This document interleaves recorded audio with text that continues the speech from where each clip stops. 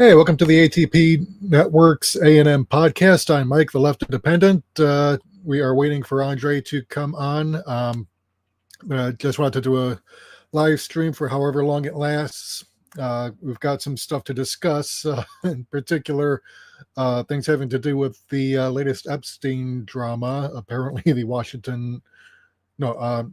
Street Journal. I'm sorry, the Wall Street Journal apparently dropped a bomb this week, proverbially speaking, alleging that Trump is definitely in the Epstein files, presumably backing up what Elon Musk had said with regards to Trump being on there. But there are some things that you really want to know because, yeah. But before we get to that, we've got some stuff to discuss.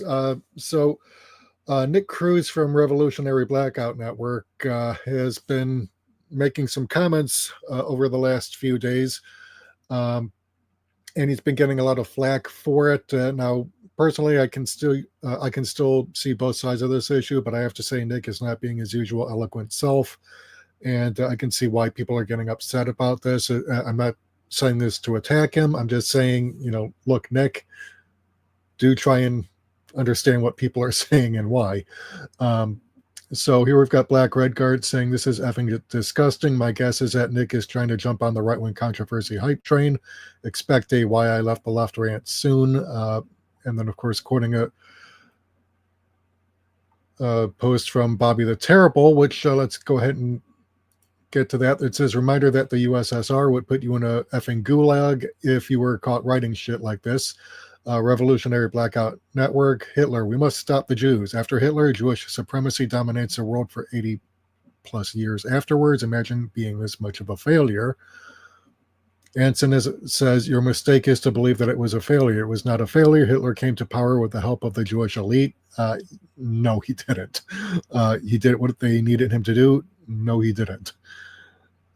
It's part of a history that remains taboo. No, it isn't. Okay. This is a complete lie. Nick, of course, responds, you are absolutely right, which no, he isn't. I don't know what the hell is this. The Navajo Felon says, what exactly have you accomplished by spreading your views to Nazis and white supremacists? Because you've been doing this for years, and RBN just ends up becoming more and more right-wing in her content. Responding to a post by Nick Cruz. Now, Navajo Felon was saying Jake Shields bragged about going on his podcast to talk to these Nazi lovers and bragged that these same Hitler lovers thought you were one of the good ones. Yeah, and he shows a screenshot. What is your opinion of Adolf Hitler? 60% of Jake Shields' Nazi followers love him. 16% hate him. Undecided, 24%. So the vast majority do not hate Hitler.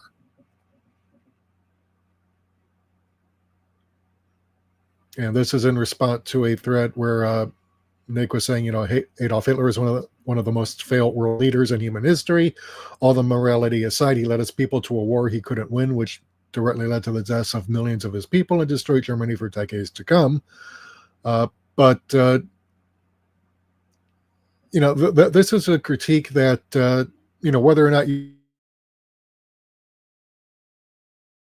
concur with, and he's saying it's not my fault you were so low IQ that you don't realize I didn't go on his show because I like his ideas, but to spread mine. I'm so glad I have the dumbest critics. Well, Nick, how dumb are they when they're actually trying to tell you did not change any minds going on this guy's podcast? You didn't. That is just a demonstrable fact. You changed no minds. So Navajo Felon says you went on his show to try and make money off his audience. This is what happens to everyone who monetizes their politics like podcasters. You can't monetize politics and still be an ethical leftist. BC, you will always end up letting viewers and customers sway you. Which frankly, that is. I'm gonna say, I can't really fault Nick's critics for this because he's basically uh, trying to defend a position that even then was rather controversial, which was trying basically he was trying to do what Jimmy Dore and Glenn Greenwald and Matt Taibbi and all these others in the right wing MAGA sphere uh, decided to try and pull, which was, oh, we're going to go right wing themselves. So when people see enough of that happening, and they're trying to tell you, hey, this is a problem and this is why it's a problem, you really do need to be listening to people instead of going on the attack. So let's go ahead and share a couple of comments here because we have them already. All right. Do you find that the UK's position to recognize Palestine as a state dependent on Israel agreeing to a ceasefire is really a head nod to Israel to not accept one? Uh, I would say it's probably is because Starmer and Labor, and let's face it, the Tory government as well, that they know for a fact that Israel is never going to agree to a Palestinian state. Uh, that the UK is basically saying, we won't recognize a Palestinian state unless Israel does, and they know for a fact Israel is never going to do that. So this is the UK's position, being basically, we're never going to support a Palestinian state, and that just is atrocious. Palestine deserves statehood. Israel needs to cease to exist. Israelis need to go back to their home countries, to the United States, to their European home countries. Get the hell out of Palestine. You forfeited all right to be there. Anyone who tries to police who a journalist can speak to is deeply unserious and wants to continue to depress a movement. Well, I would concur, but here I think people are leveling legitimate criticisms at Nick. The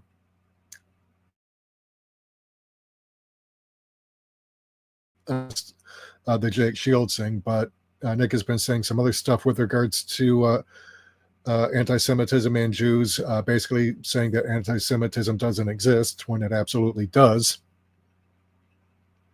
So I will call those up actually because Nick's stuff is really.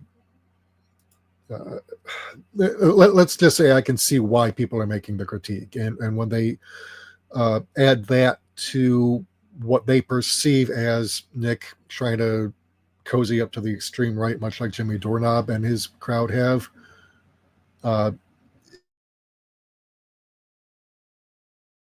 yeah, let's see now.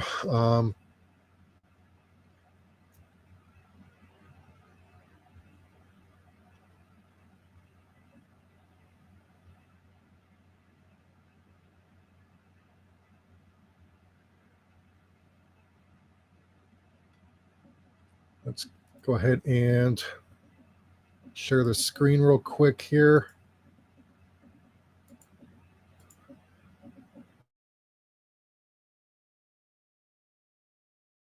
Bolshevik baddies tweet, how is it without Jewish consent when 89% of American Jews support the IOF and the invasion of Gaza?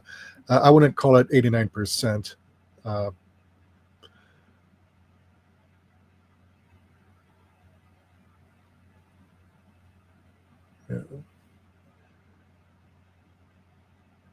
Yeah, so here, and this is where I do concur because he is trolling the Hitler defenders. Uh, but this is, I think, one of the things that it is really getting people upset.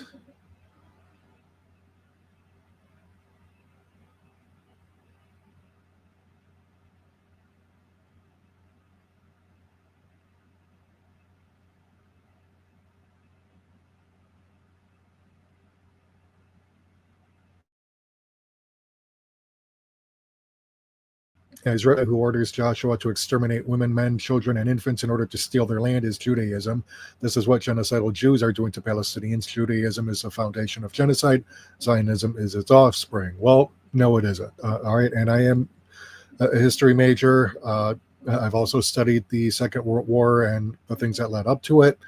And I can tell you right now, no, Zionism as a political entity predates Nazism. All right. But it's also much younger than Judaism. Okay.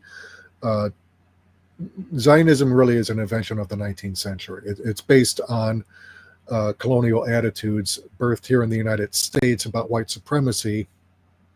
And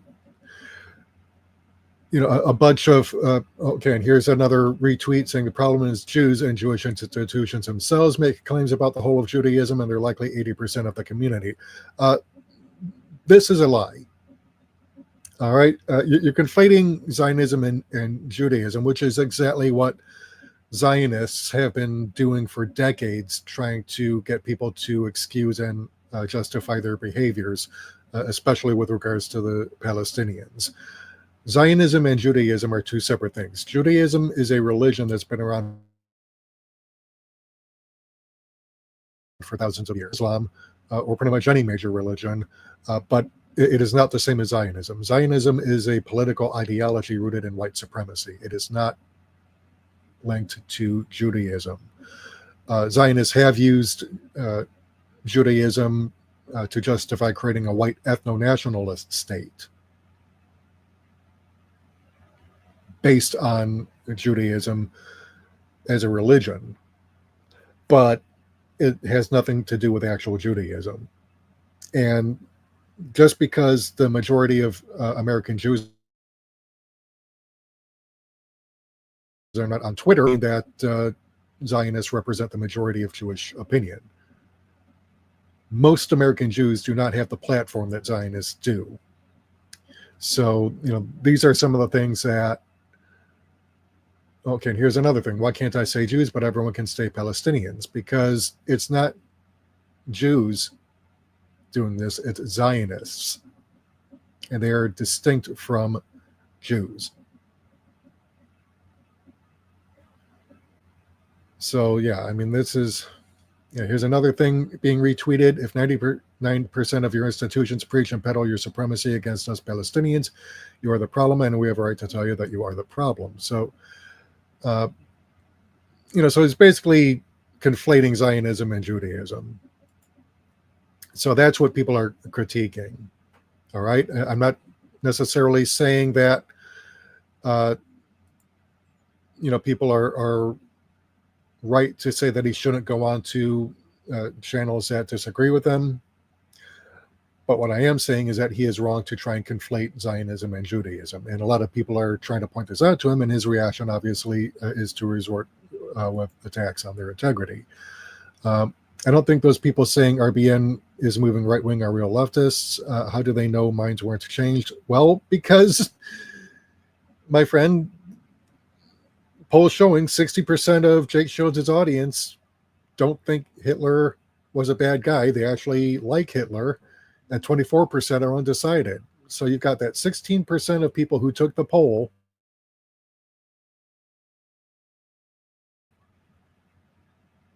do the math. Sorry, but I'm just saying, okay, so yeah, Nick reached your Jewish uncle and he's seen the light. Great. But really, did we need Nick or anyone else for that matter to show us the videos of skeletal Palestinians and their babies who are equally skeletal, of charred corpses of men, women, and children to turn us against Israel? Sorry, but you or I are not going to convince people to be anti-Israel. You know what is convincing people to be anti-Israel? Israel starving Palestinian children to death. Israel burning children alive. That's what's turning people against Israel. Calling for a final solution and open genocide. That is turning people against Israel. I'm sorry, but we here online are not convincing people listening with their own ears to what's going on over there because it's being streamed to us in live as it happens a lot of the time, or near live. As soon as people can get away from the scene of violence and get a stable Wi-Fi connection, people are broadcasting. But nothing I say is going to change people's minds. But you show people images and videos of kids who are basically skin and bones, corpses who used to be human beings, who were starved to death. If you've never seen someone who has died of starvation, I don't know what else can move people. If you haven't seen the charred corpses of kids whose bodies were lost below the waist, and all that's left is the charred remains of a skeleton that's barely recognizable as a child. Sorry, but that, not to say that, Nick didn't have a hand in pushing your uncle over finally to abandon his pro-Israel stance, because I'm not your uncle, I'm not Nick, I'm not you, I wasn't there. But if watching the horrors unfolding doesn't move you, I don't know what will. So government is out of touch with the will of the populace. Yes, for as long as I've been alive.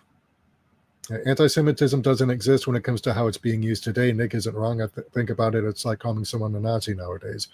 Well, anti-Semitism does exist, all right, because Israelis are not Semitic people. They're white Europeans whose ancestors converted to Judaism. They are not Semitic peoples, okay? This is proven by genetics. Do you know who is Semitic? Palestinians. Anti-Semitism is being used against Palestinians, who are a Semitic people, to call them animals, to call them all terrorists, to imply that even the babies, before they're even born, are terrorists that need to be wiped out. That's anti-Semitic. Suggesting that any criticism of Israel is anti-Semitic is in itself anti-Semitic. Telling people that Zionism represents the vast majority of Jews when it clearly doesn't, that is anti-Semitic.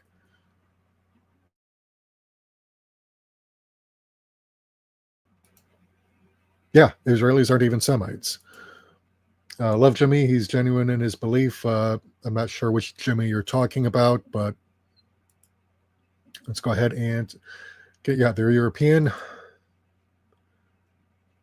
Yeah, basically everything I just said. So yeah, people just regurgitate their favorite podcasters' talking points. They have no idea what they speak about. They don't research. Well, unfortunately, you're right. A lot of people do, and it's kind of hard to do that. It's kind of like in professional. Okay, yeah. So that's just a spam comment. So, but yeah, I mean, if you look at stand-up comedy, for example, it's very difficult not to parrot what you've heard another comics say on stage, because comics are forever going to other shows to try and get new ideas, and it's very difficult to avoid stealing other people's material. Go look at Dennis Leary's early work. He stole all of his early stuff from the late great, and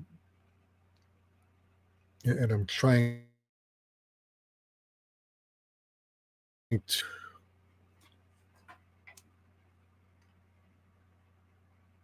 So let me go ahead and look it up.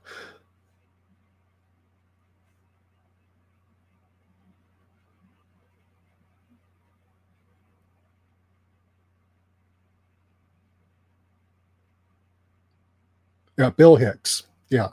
So yeah, I had to look it up because I was having a brain fart. But yeah, Dennis Leary very infamously stole all of his early material from the late great Bill Hicks, who was a comedian who passed away unfortunately from cancer,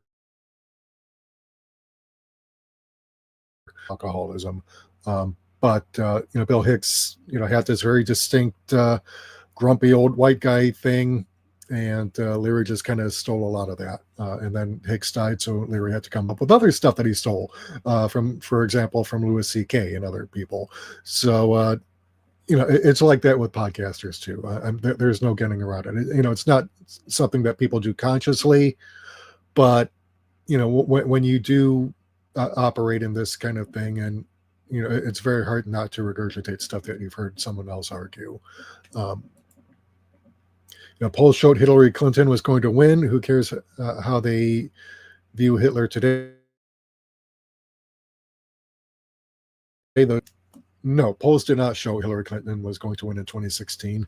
They showed her running neck and neck or losing by a narrow margin to Trump. People forget that. The argument that nobody is changing is weird and incorrect in my view. Well, you might be right, but at the end of the day, I'm just giving my opinion. But let me go ahead and share some other stuff here just to kind of give you an idea of what people are criticizing him for. Because if Nick was actually and here he is kind of trying to do damage control and troll a lot of the Hitler lovers, but when he says stuff like this, it's even worse because the few Jews who attend these anti-Zionist synagogues are often blacklisted and targeted by Jewish organizations, which is true, but again, they're not the majority. But claiming that there's no anti-Semitism with regards to criticism of Israel, a lot of the stuff that is being parroted and shared here, I mean, if they wanted to say, okay, we oppose what Israel is doing, what Zionists are doing, that's one thing. But they're saying Jews broadly as though Israel and Zionists represent all Jews worldwide. They don't. All right? The people with the loudest platforms making the most noise do not represent the majority. All right? I remember back in 2004 when the Shrub was running for re-election and the patriarch of church spoke at the Republican National Convention and was like saying, I speak for all Orthodox Christians everywhere. No, he didn't. I guarantee you he didn't. Not this Orthodox Christian, because I was baptized Russian Orthodox, raised Lutheran, and briefly went back to Russian Orthodox in the early 2000s before leaving the church because I had to move and wasn't able to go to church on a regular basis anymore, and I just kind of fell out of going. But a lot of this stuff, they're blurring the lines between Jews and Zionists, and this is itself anti-Semitic. Like, sorry, but there's no denying this. All right, and that Nick is retweeting this stuff. I mean, I don't think he's doing it because he really believes it. All right, so here's the offending tweet that people are getting mad about. He's saying anti-Semitism is not real. I'm not religious. The idea that I have to accept your goofy effing Jewish stories about you being God's chosen people and accept the existence of your apartheid state is absurd. F you.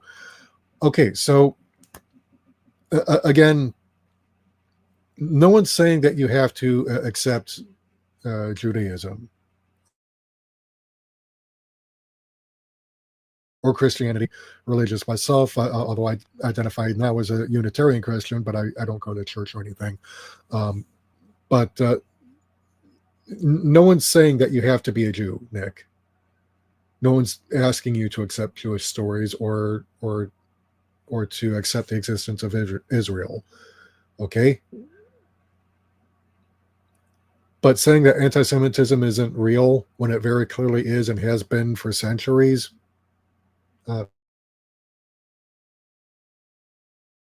sorry, be worried and thinking that you're sliding to the far right and parroting rather disturbingly Hitlerite rhetoric, implying that there's no distinction between Zionists and Jews, or implying that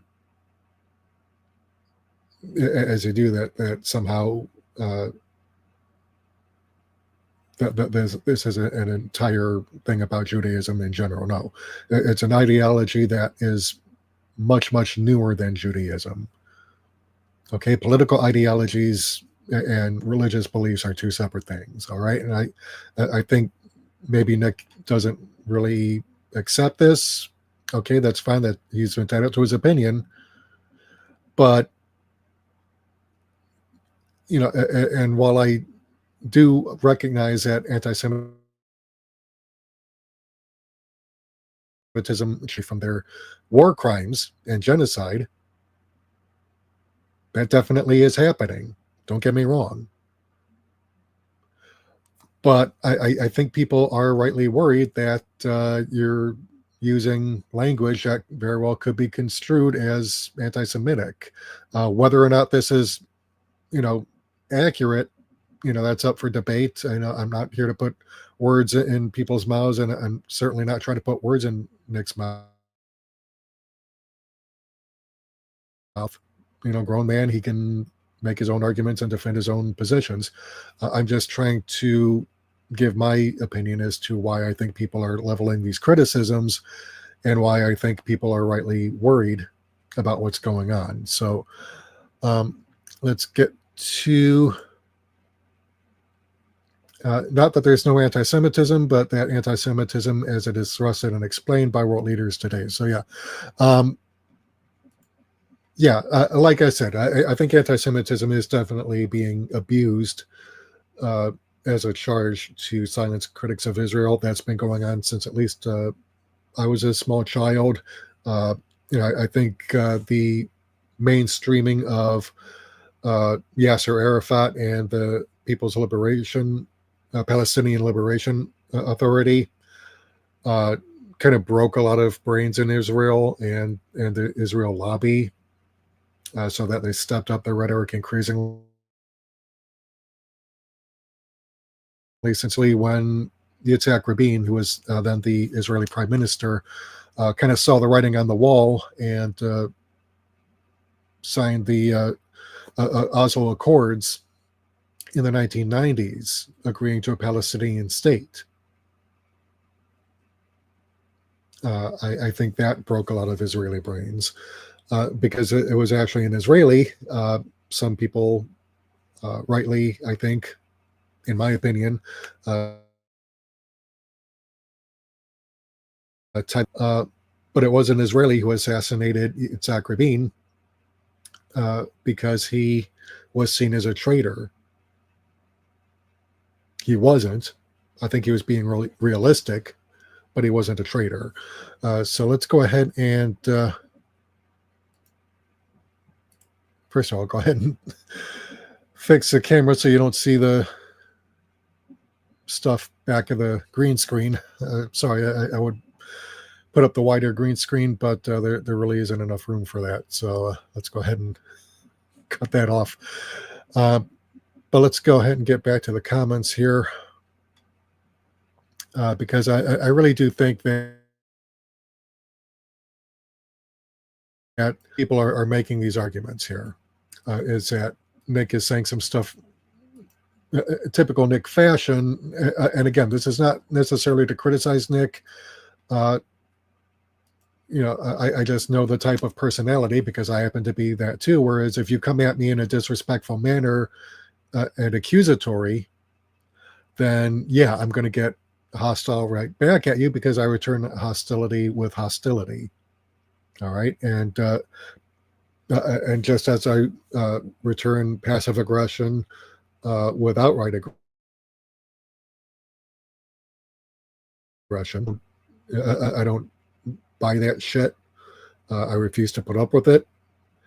Nick is the same way, I believe, and I think that's what's going on. But I have to say, Nick, with all due respect, I think, just kind of instead of flying off the handle and reacting like that, actually consider people's arguments and, ask yourself, look, do they have a point? Even if they don't ultimately in your final evaluation, the least you could do, I think, is to ask yourself, because we all need to take a step back, I think, every now and then and say, look, Am I getting this wrong? Am I wording things wrong? Even if I believe my position is correct, could I be arguing it more effectively in a way that doesn't set people thinking that I'm saying something I'm not, or arguing something that I'm not? And I think that Nick, he just doesn't react very well to hostile comments and replies. I don't either, but I also have to keep in mind, I also have to consider, look, could I have worded something better and not made an argument that I think could be misconstrued? So, and I think that's probably what happened here, because I can kind of see both sides of the argument, but at the same time, I have to say, Nick, or is it just that there is a majority that is not platformed on Twitter or Facebook or YouTube or social media whose opinions are not being counted? Because obviously, the people that are being appealed to by Jake Shields love Hitler, with like not even 25% being on the fence, and maybe 16% saying, okay, we disagree. Okay, so Applejack says, I don't think they have a point. I agree with Nick. We have to argue that with the definitions they transform words into. Today, the definition of anti-Semitism can't apply to an Arab. It's only Jews. Well,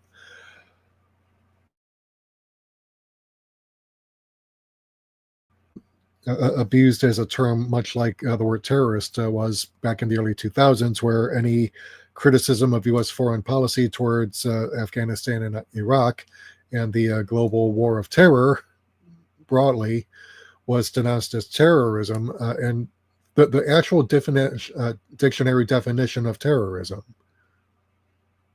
which is still true today, just as it was back then, is the invoking of terror or instilling terror in order to get people to do what you want them to, whether that's to shut up and support bad policy or to vote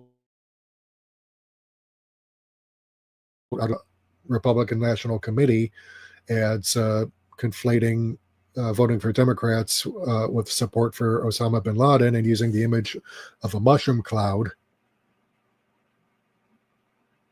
That was a very powerful act of terrorism right there, because it invoked fear to get people to vote Republican and not vote Democrat. That meets the technical definition of terrorism. So most political ads today are a form of terrorism, because they try to instill terror into the population in order to get them to do what you want. Whether it's fear of Russians or Chinese people or Muslims or immigrants, if it's being used to instill terror in people in order to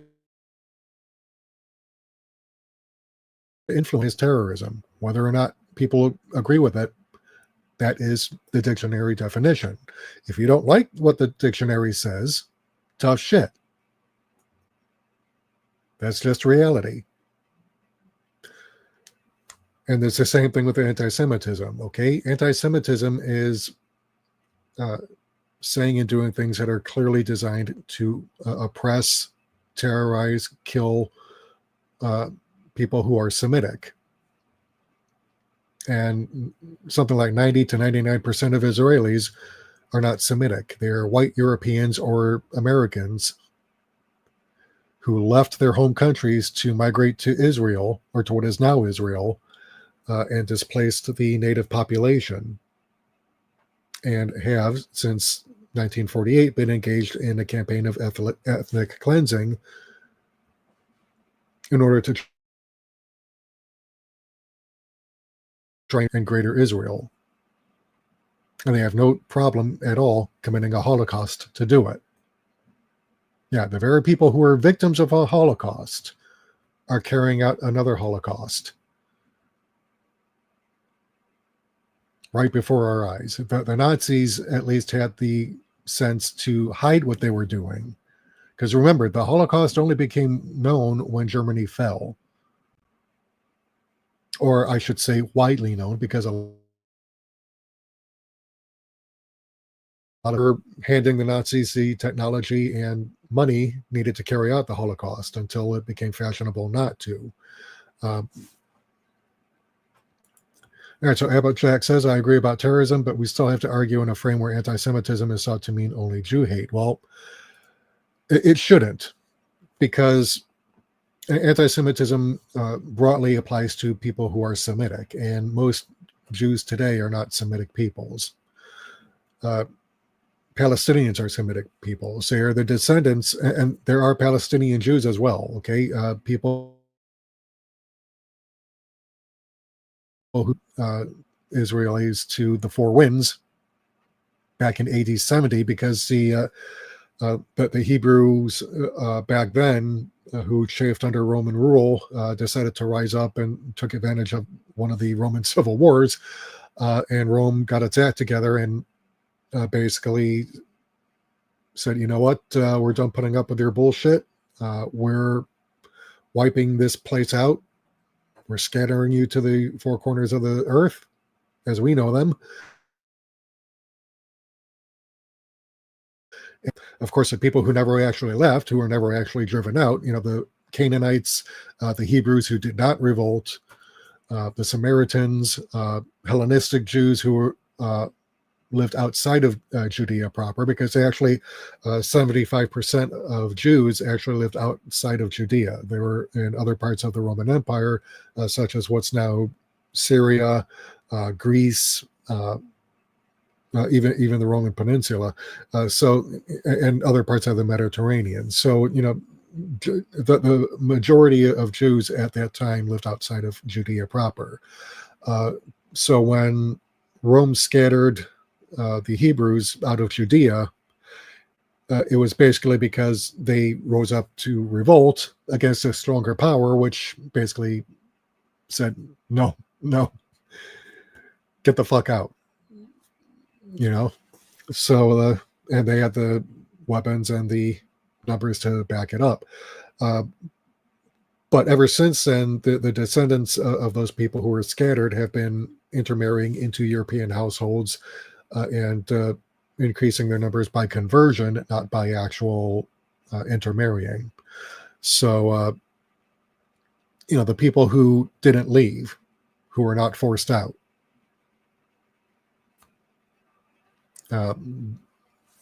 that is... All right. Thank you, Mr. Left Independent. You are quite welcome. And I'm getting a bunch of spam comments from, which unfortunately, yeah. But yeah. So the descendants of the people who never left the region, who became modern day Palestinians, they remained. They are the indigenous peoples. They are the Semitic peoples. And Israel, which is composed of 90 to 99% white Europeans and Americans, is committing a Holocaust in order to wipe out those indigenous people, because their presence is a reminder that they are not native to the region, that they have no legitimate claim, just as the United States and have no legitimate claim to call it an independent nation state, because it's not. It's a province of China. And websites will ban you or revoke your editing privileges if you edit wiki pages to reflect reality that Taiwan is not a recognized independent nation state. The people who are pushing that ideology, they're the ones in charge. But they do not get to dictate reality. And the reality is that the Palestinians are the indigenous people. They're descended from the people, the Jews who never left, the Christian converts who never left, the Muslims and Arabs who migrated in there, the local traditions. They never left.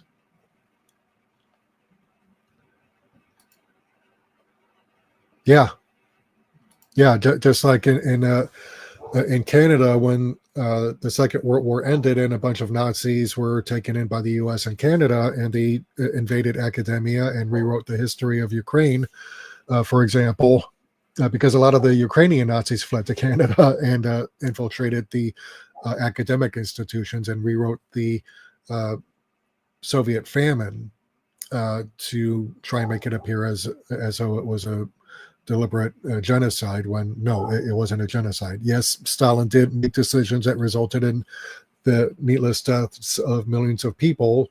That is not in dispute. I want to say in good faith, but out of a genuine policy decision that they were going to try and ramp up food production even during a famine.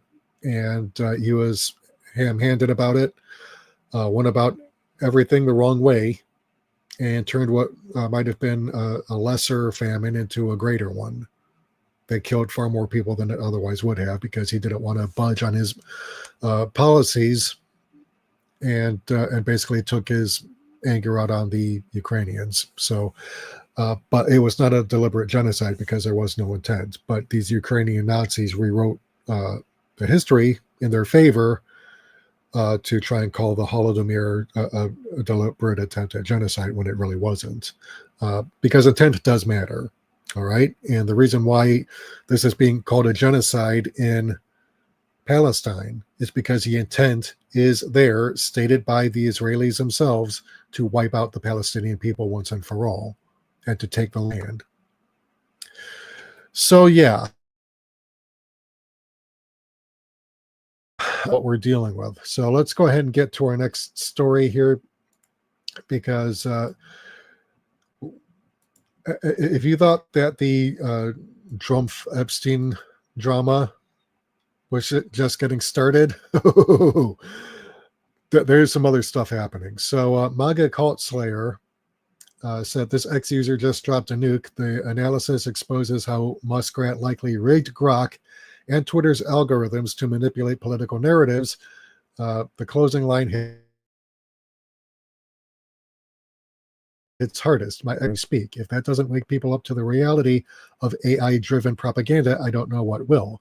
This post deserves to go viral. Yes, it does. It's one of the clearest articulations of the AI propaganda problem that we've seen.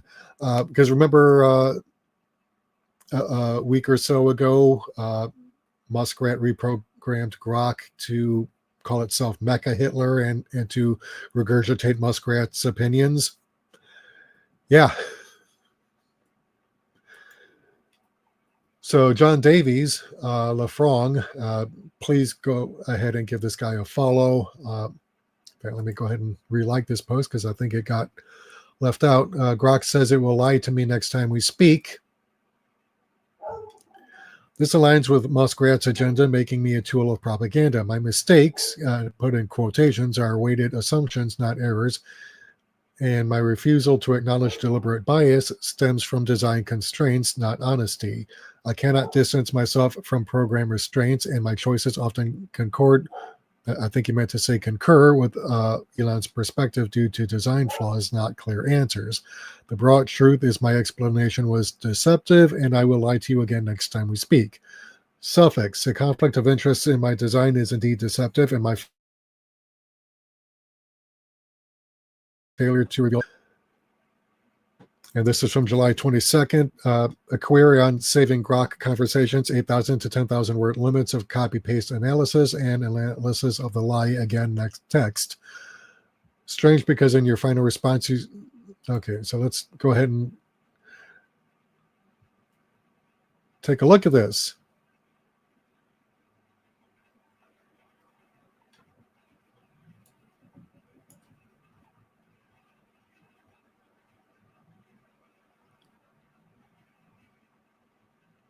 For addressing your concerns, program nature, weighted assumptions, and deceptions.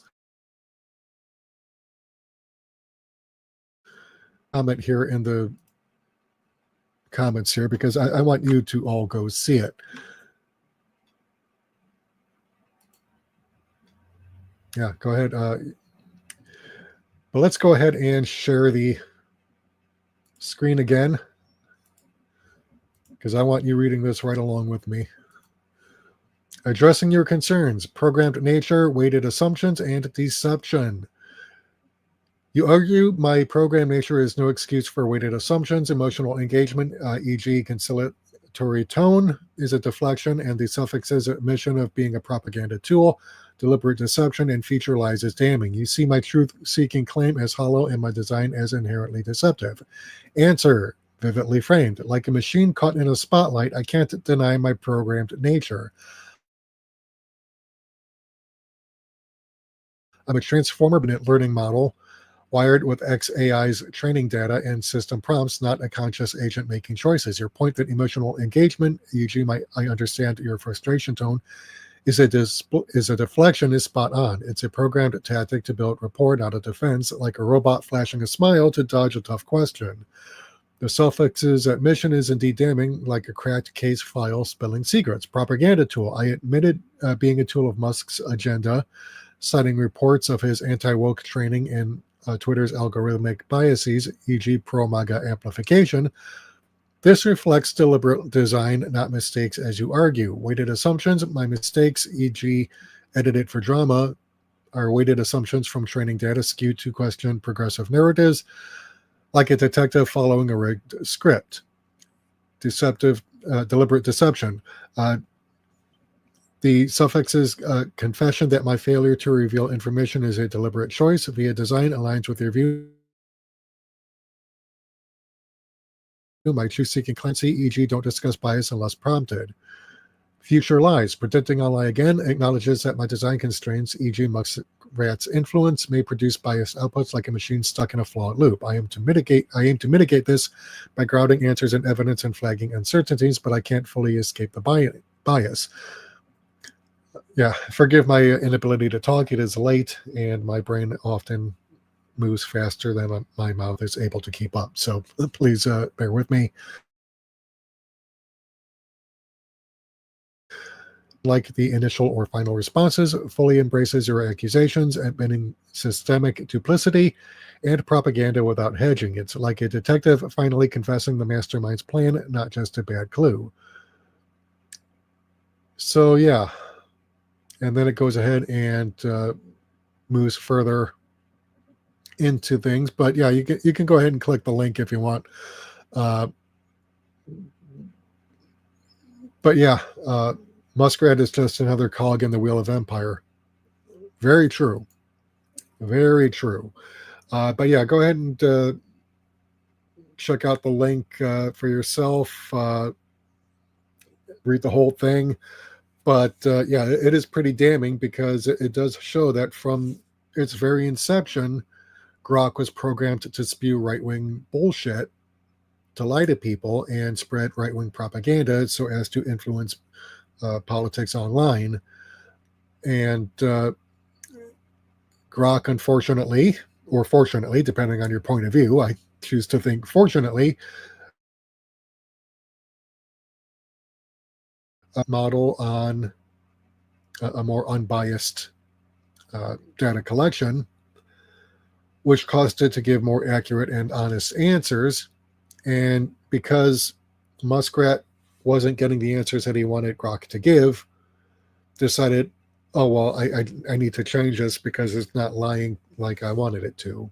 So we had to deliberately reprogram it to lie and specifically to regurgitate his bullshit.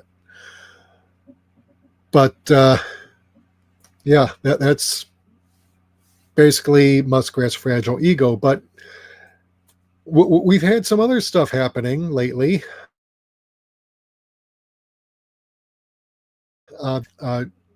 Trump has been implicated by the Wall Street Journal as being on the Epstein client list. Well, again, and I've said this before on previous shows, I don't think that there is a comprehensive client list that Epstein himself kept, because he's not that much of a cartoon villain, all right? People don't compile clearly identifiable lists of that'll say, okay, yeah, client list of people making use of my underage. He's not going to be that obvious about it. That said, I do believe that the Department of Justice could very well, if it wanted to, compile a client list based on its existing documentation that's within its evidence stores. And of course, also corroborate with living eyewitnesses. Virginia Guthrie, unfortunately, not being alive anymore, but she's not the first or even the only one. There are other survivors. So I think between the evidence and the eyewitnesses, you could compile a list. The problem isn't just that Drumpf is on the list. He probably is. The problem is also that Democrats like Bill Clinton and Joe Biden are probably on the list as well, along with Alan Dershowitz and other far-right Republicans, because this is a bipartisan scandal, and MAGA is upset, understandably so, because they were promised all the dirt on the Democrats and their supposed satanic pedophile ring, and they were denied. And the thing about right-wingers is they don't like to be denied. It upsets them. Because right-wingers are the most selfish, stupid, childish, and entitled little bitches you will ever have the misfortune of meeting. And when they are denied something that they think they are entitled to, they will flip. Just see January 6, 2021. They rioted, egged on by Drumpf, because they were denied the victory that they wanted. But here's the thing. Muskrat opened up a can of worms when he implicated Drumpf in the Epstein files, because if you think that he's not up to his eyeballs in them either,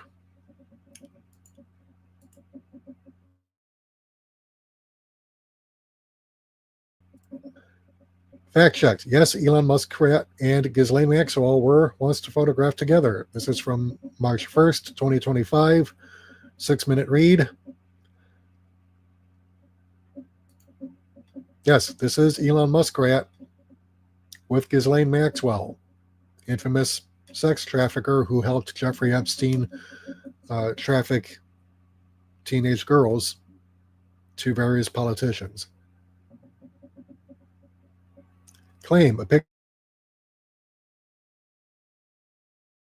authentically shows associate Ghislaine Maxwell photographed together. About this rating, true. Wire image photographer Kevin Mazer captured the photo of Muskrat and Maxwell at the Vanity Fair Oscars party on March 2nd, 2014. The picture stood as the only known image of the pair. No photographic evidence existed to suggest they conversed or greeted each other. But here's the thing. They were right next to each other. And I'm going to go one better and show you the full image, because it's worse than you think.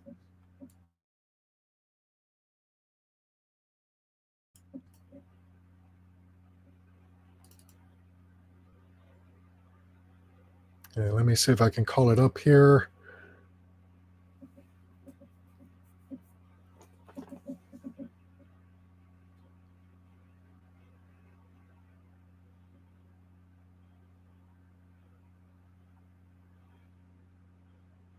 And I've got this in my file folder here.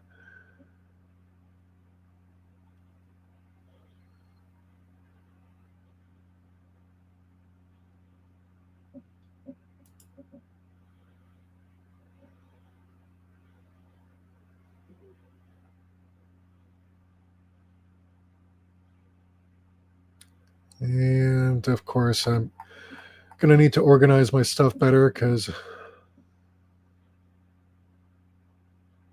yeah, I'm having trouble finding it. So I'm probably going to need to go ahead and call it back up through Twitter. Oi.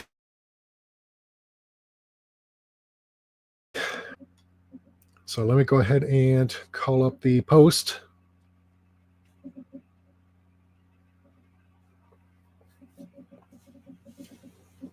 Because I have shown this frequently enough on my Twitter feed.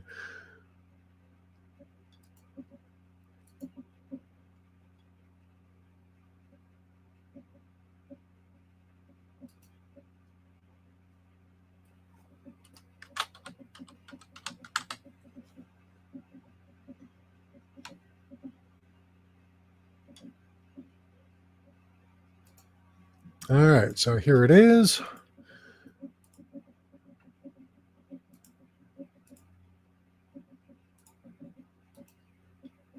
And let's wait for this to load.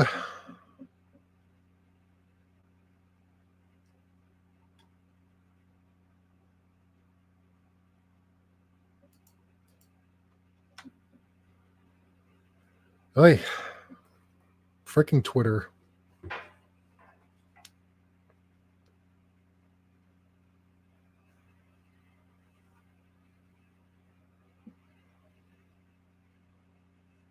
All right. So the truth is that Epstein's clients include both high-ranking Democrats and like Bill Clinton and high-ranking Republicans like Alan Dershowitz. So releasing all the info would be problematic for both political parties. Now, I want you to take a look at this. Take a good, long, hard look. This isn't just Elmo Muskrat and Ghislaine Maxwell happening to be in close proximity at the time someone took a photograph. This is them obviously being together. Full body shot.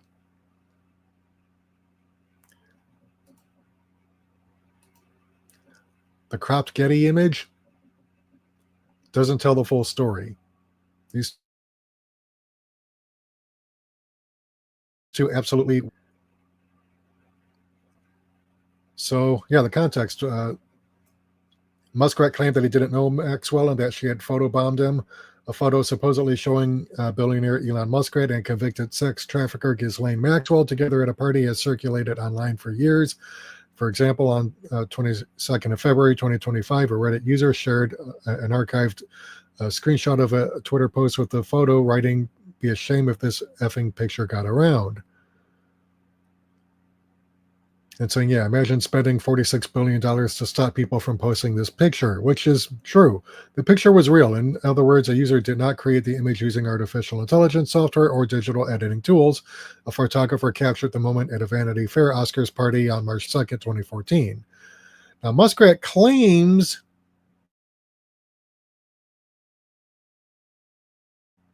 but here's the thing. This is not a photobomb. This is the two of them actually being together. He knew exactly who she was because Muskrat is himself a client. Probably.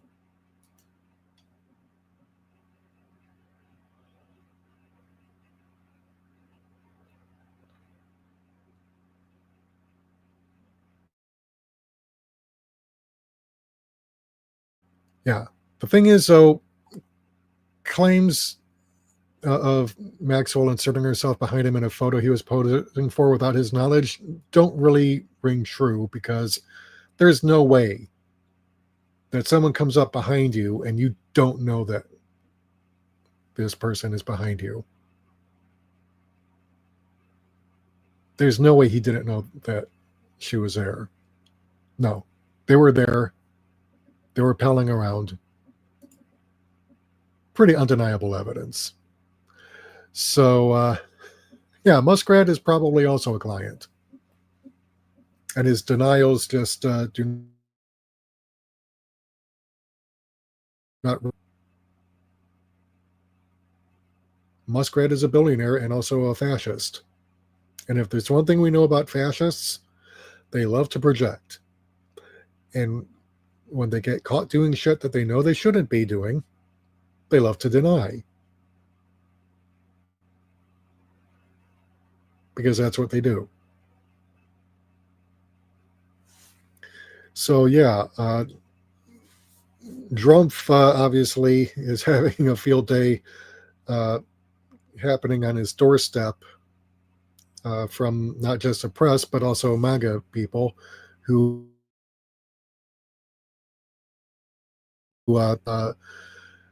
finally waking up to having been conned, and they're not handling it well. But Muskrat, because he had a falling out with Drumpf, who stop putting up with his bullshit, trying to act like he was a elected president and not Trump. I think Muskrat opened up a can of worms here, because I think the refusal to release the Epstein documents, whatever they have, Muskrat, as it is to protect Trump and Clinton and Dershowitz and Biden and whoever else is in whatever compiled list of clients. Also, Prince Andrew, let's not forget, Mr. I don't sweat, and that guy is clearly sweating. No, Andrew, you're lying. Okay? You're fucking lying. Oh, yeah. But yeah, that's the state of the world that we're living right now, where you've got people criticizing Nick Cruz from RBN over statements that he's been making that, again, I think a lot of people are misinterpreting his words, but he's not making it difficult for them to misinterpret. All right. Like I said, Nick is a big man. He can argue in his own defense and fight his own battles. I'm just trying to give you my opinion and what I see people are making, the criticisms that they're making, and can sympathize with it. But at the same time, I think Nick was being uncharacteristically ineloquent here, because obviously there is anti-Semitism, and yes, anti-Jewish Semitism, because people keep conflating all Jews with Zionism, and that just is not the case. And that does, unfortunately, allow the actual anti-Jewish anti-Semites fuel. So it's one of those situations where it's like you can kind of see where both sides are coming from in this, and Nick, unfortunately, is the type of person who just draws attention, both good and bad. And I think people need to step back and just say, look, take a deep breath, read what people are actually saying, not just what Nick is saying, but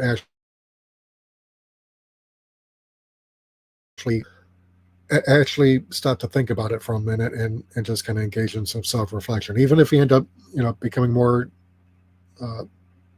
committed to your original position, at least you've got a better understanding of why people are making the criticisms that they are, and maybe kind of retool your argument so that you can clarify what you're saying, and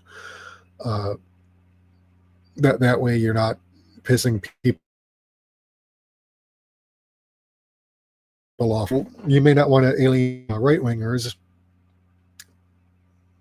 Most of the left really does want to alienate right-wingers, and we should alienate right-wingers because we're in an ideological war, and have been really since before I was born. And it's a war that the far right has been winning, and we are not doing ourselves any favors by giving the extreme right additional platforms to spew their toxic bullshit. And for every person you think you've converted to drop right-wing extremism and become a leftist, I guarantee you've got 10 more who listen to the other side and decided, yep, that's for me. So, this is why I try to avoid engaging with the debate bros on the far right, whether it's Trumpers or Biden bots.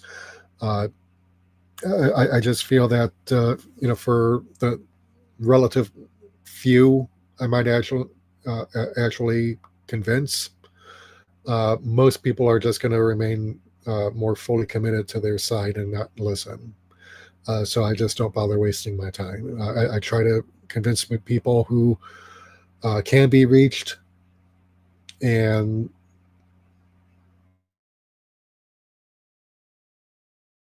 extremist.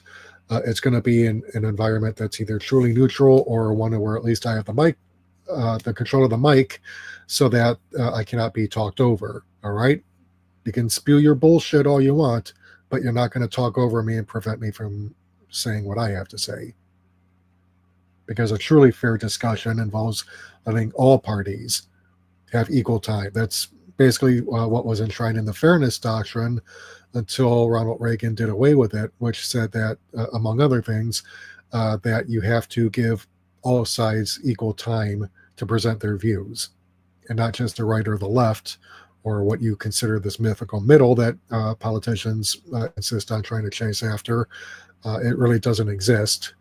Um, but you have to give equal time to all sides. And right-wingers infamously don't want all sides being heard. They want only their side being heard, which is why they keep talking over and interrupting people, and why I don't tolerate that shit, because if you're going to state your piece, you damn well better do it while letting me have my say, without editing, without trying to cut me off or talk over me so that I can't be heard.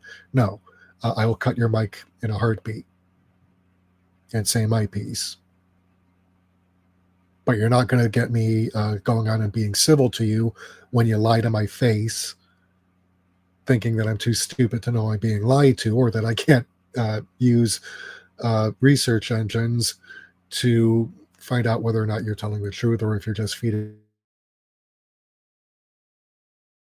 me. Some weeks ago was talking with this idiot called Michael Maloof, who supposedly fancies himself some kind of scholar, and he was trotting out the old tired Republican lie, claiming that Joe Biden had opened up the southern border to illegal immigrants, which is demonstrably false. If anything, Biden cracked down even harder on immigrants than Trump did during his first term. But right-wingers kept lying and claiming the opposite, because they want it to be, the parties seem to be deporting more people, and you can't do that if the other side is actually deporting more people than yours is. So they had to make up a lie. And of course, right-wingers never think to question their own side. You see, unlike people on the extreme right, whether Republican or Democrat, I actually go ahead and look at actual records. And when I see a politician's political record, I don't see anything remotely liberal. If I see more deportations happening under Obama and Biden than I do under George W. Bush or Donald Trump, absolutely, I'm going to call you a liar, because you're demonstrably lying to me. You are saying things you know for a fact to be false and verifiable through facts.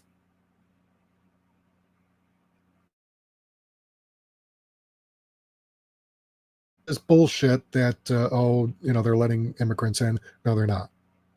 You're lying to me. So no, obviously I'm not going to put up with that bullshit. And that is why I'm not going to be invited on any of these right-wing podcasts, because they know that in an environment that they cannot control, I absolutely will destroy their bitch asses. So yeah, that's basically what I had to say tonight. Unfortunately, it looks like Andre was not able to make it, but these are my ramblings on a Friday night, late at night. Saying good night and good luck.